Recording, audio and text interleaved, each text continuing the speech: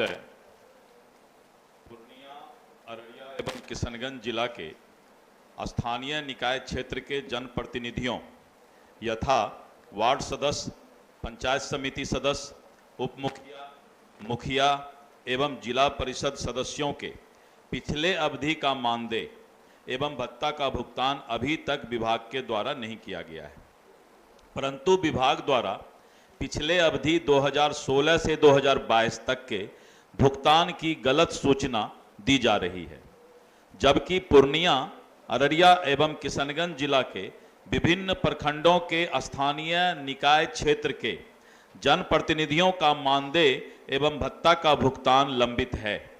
अतः उक्त जिला के निकाय क्षेत्र के प्रतिनिधियों का भत्ता भुगतान का विस्तृत ब्यौरा प्रखंडवार उपलब्ध कराने के संबंध में सरकार से सदन में स्पष्ट वक्तव्य की मांग करता हूं।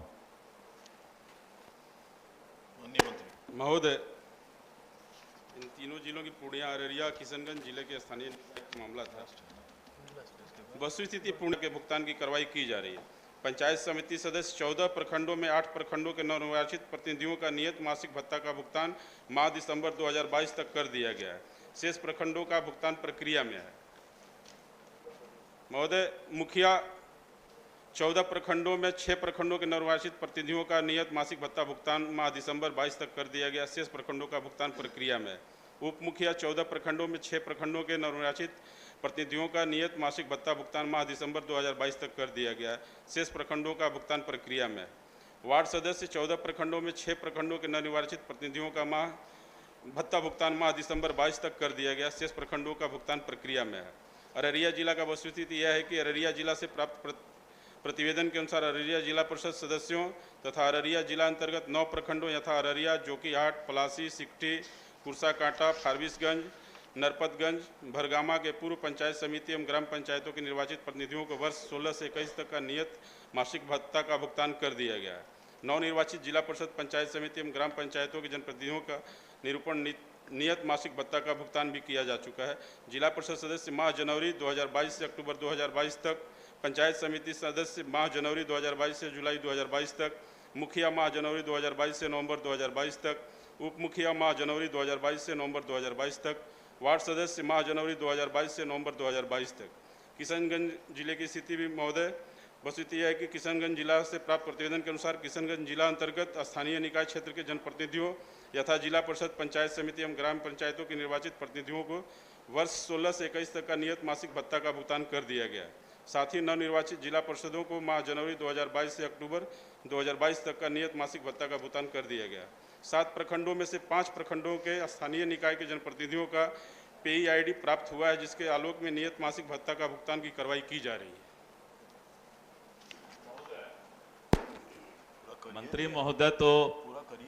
मंत्री महोदय तो विभाग के द्वारा जो जानकारी इनको लिख कर दिया गया उसको पढ़ के सुना दिए, लेकिन हम लोग तो जमीन पर रहते हैं हुजूर, और जमीन पर यही यथा स्थिति है कि जब हम 2009 में चुनाव जीत के आए थे 9 से 15, तो 2009 से 15 में भी बहुत से वार्ड सदस्य और दूसरे जनप्रतिनिधि का पैसा बकाया रह गया।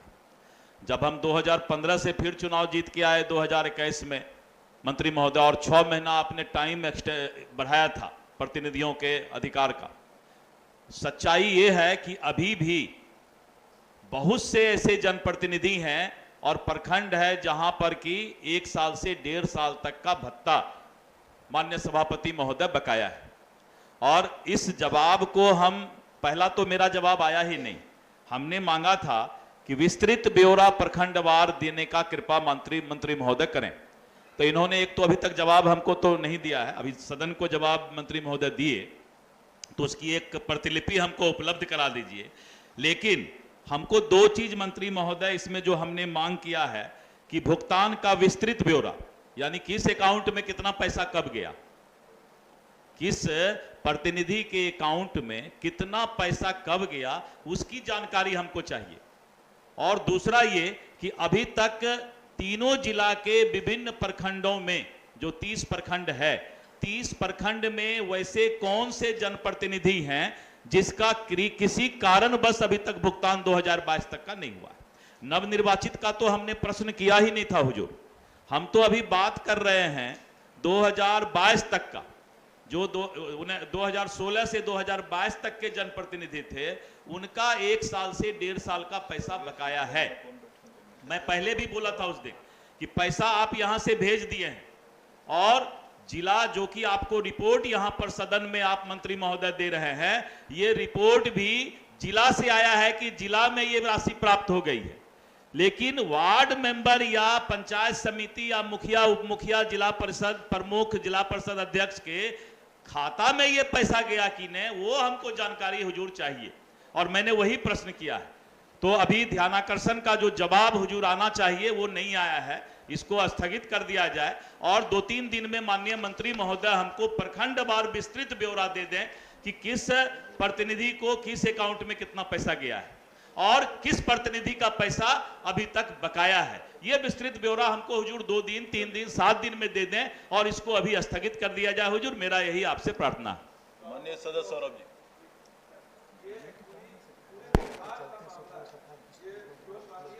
मामला नहीं है और इसको लेके पिछले सप्ताह हमारे माननीय मुख्यमंत्री ने संज्ञान भी लिया और इस पे काफी सदन में सारे सदस्य की तरफ से अपनी बात रखी गई थी, क्योंकि जो पिछली सरकार थी, जब हमारे पंचायती राज मंत्री हमारे नेता प्रतिपक्ष थे, ये लगभग 2 साल उस समय भी नहीं दिया गया और ये पिछला 8 लगभग 12 महीना हो गया, पिछला चुनाव तब से भी बाकी, और ये मामला पूरे बिहार का है। और माननीय सदस्य ने मुख्यमंत्री जी को ये आग्रह भी किया था कि डायरेक्ट खाता में पैसा भेजा जाए। तो अनुमान 7 दिन तो हो गए, तो मंत्री जी इस पे बताएं कि मुख्यमंत्री जी के संज्ञान के बाद आपका विभाग इस पे कुछ कार्रवाई कर रहा है, किया है कि नहीं। माननीय सदस्य श्री अजय जी। इस तरह की है, मैं भी स्थानीय निकाय से जीत कर आया हूं और हमेशा फील्ड में क्वेश्चनेबल रहता हूं। इस तरह के कई दूरभाष पर भी लोग पूछते रहते हैं। तो जो माननीय सदस्य ने कहा, ये डायरेक्ट बेनिफिट और ट्रांसफ़र का जो मामला है, इस पर संज्ञान लिया जाए। मंत्री महोदय से अनुरोध होगा कि इस दिशा में कुछ कदम बढ़ाएं ताकि आने वाले समय में 2 माह हो, 3 माह हो, इस पर कुछ काम बने। और जो पुराना पैसा बकाया है उसको तो अविलंब दिया जाए, उसके लिए लोग बहुत सवाल करते हैं और उन सवालों से हम लोग हमेशा आच्छादित होते रहते हैं, बहुत अच्छा नहीं लगता है। धन्यवाद। महोदय, इन्होंने जो प्रश्न उठाया है सिर्फ जिला नहीं, ठीक है, ये पूरे बिहार का मामला है। पैसा जाना तो दूर की बात है, जो पिछला पैसा तो बकाया है ही।